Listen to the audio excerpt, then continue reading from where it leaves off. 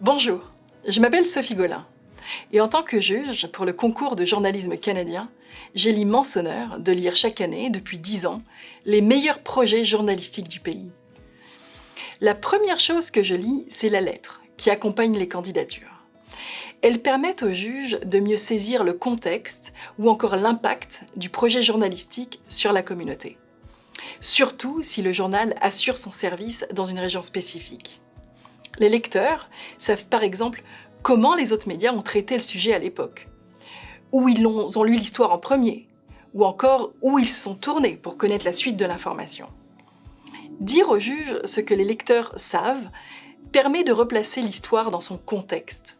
Les lecteurs sont au courant de beaucoup de choses que les juges ne savent pas. Les lecteurs connaissent l'impact de l'histoire sur la communauté. Par exemple, si une campagne de prélèvement de fonds a été mise en place en réaction à l'article, si une nouvelle politique a été développée, ou encore si un haut responsable a dû démissionner à la suite de la publication. Bref, il est bon de mettre dans une lettre au juge autant d'éléments qui leur permettent de saisir l'impact de notre métier sur la société canadienne et sur ses institutions démocratiques. Et puis, il est bon que le juge comprenne comment les responsables de la rédaction ont choisi d'allouer les ressources. Cette information est d'autant plus cruciale pour les juges à l'heure où l'industrie journalistique souffre d'un manque de ressources financières et humaines.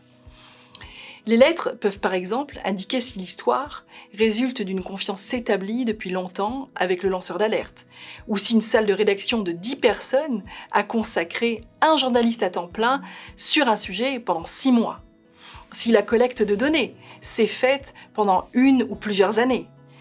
Il est bon que le juge comprenne comment les responsables de la rédaction ont choisi d'allouer les ressources, afin de démontrer la détermination des journalistes, mais aussi leur jugement en matière d'information et leur engagement envers un journalisme de qualité. C'est en fait exactement ça que les juges ont besoin de savoir.